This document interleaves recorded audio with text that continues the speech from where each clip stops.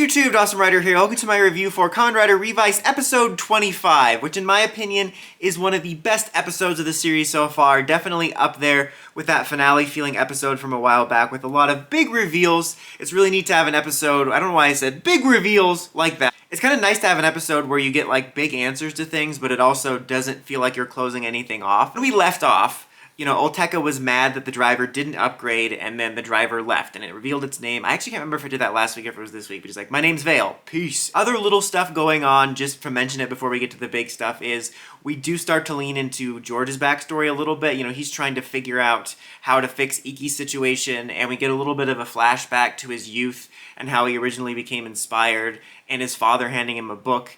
And they pretty much, speaking of books, they beat you over the head with the book that basically his dad is the boss over at Weekend, because when the driver shows up, the driver like sentiently shows up at the Weekend base, kind of like, you know, a sentient belt like a belt like Belt from Drive, you know what I'm talking about, or like I don't remember the name of the, oh, was it Krim? Krim was the name of the evil belt. Regardless, the belt shows up there and he's like, you need to leave my son alone.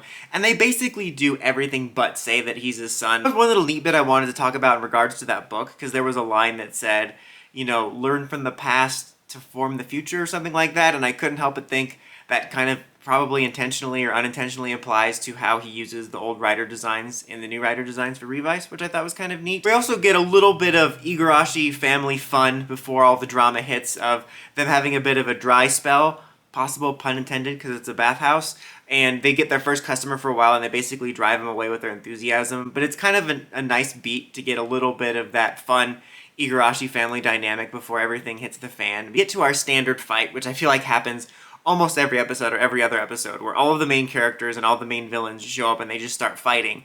And that gets interrupted by a mysterious person. And who's this mysterious person? None other than Igarashi Dad. And he has the demon driver, and he is possessed by Vail, and he transforms into Kamen Rider Vail. And he has a hugely awesome, badass fight intro. Like, this episode, I think the strongest points were actually the exposition, which sounds weird, but there was lots of really cool lore and discoveries. But, like, right in the middle, we had, like, a really good action sequence. Like, I mean, them fighting each other like normal was whatever. But when his intro happened, it was a really brutal fight that really showed his power and had some really awesome, memorable moments within it. Just as he's about to destroy the Igarashi siblings, like, the dad's still in there and pulls them back, and he disappears. And that's where we get to sort of the meat of the episode in regards to the reveals and the backstory. And like amongst all this, there was this talk of this fire that happened at the bathhouse long ago, and Iki starts having memories of it, especially after he encounters his dad as an evil rider. And we discover that in the past, well, there's like two reveals and they kind of happen out of chronological order, but first we find out that in the past, their dad was possessed by a demon and he was going to exact revenge, and Iki saw it all, and that is when Vice first awakened. Vice actually first awakened long ago and made a contract with him to protect his family if he promised not to say anything. So he existed far longer than the pilot episode, which was really interesting. But then the professor reveals to us that their dad was effectively the original Kamen Rider in this story, and that when they found Gift-sama and the stamp, they discovered a way to militarize it, but the drivers, like the demon's drivers, were causing harmful effects, as we saw with Hiromi, and they discovered the only way someone could use a driver power was to inject them with basically DNA or energy from GIF.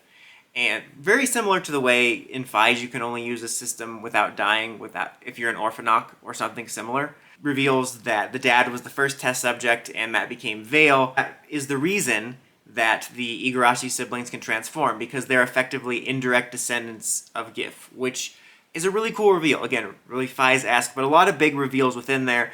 And like the reveal scene is happening in a back and forth between George and his dad, and basically it implies that his dad was the original professor and how that's all tied together, and that explains why he knows how to make drivers and he made Iki's power up and stuff like that. So that one, if they go right up to the line of revealing it, but it's like 99% confirmed. But the big stuff involved his dad. We knew they've been hinting at for a long time that there was something going on with his dad, and it was likely tied to the big boss. But this was still pretty cool, and it made for a really dramatic moment when he entered, not to mention a really badass intro. And I thought it was just a really strong episode. And one of my favorite things, I think, is I like that in this show there's always been this great family dynamic. Like, you know, have the main story going on, and of course there's a lot of family dynamic revolving around the brothers and the sister.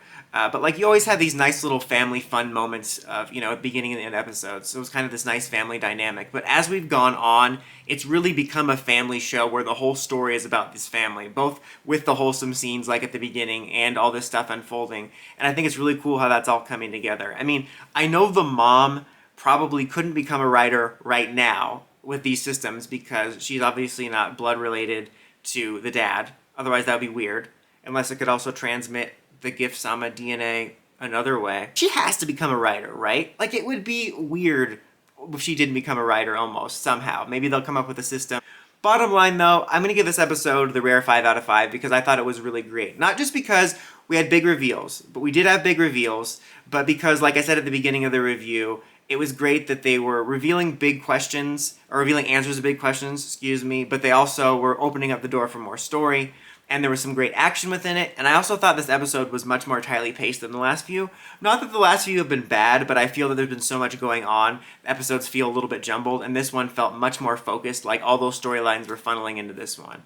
But what did you guys think of this episode and the revelations for this arc? Let me know in the comments as always. Also, a quick note here at the end, this might be my last individual Revice review, and from here on out I might do catch-up chunks and an eventual series review like I did with Revice, in the future, with Saber, just to let you know that. But until next time, don't forget to like, comment, subscribe, and climb the steps and ring that bell so you get notifications for my videos. Dawson Rider, signing out.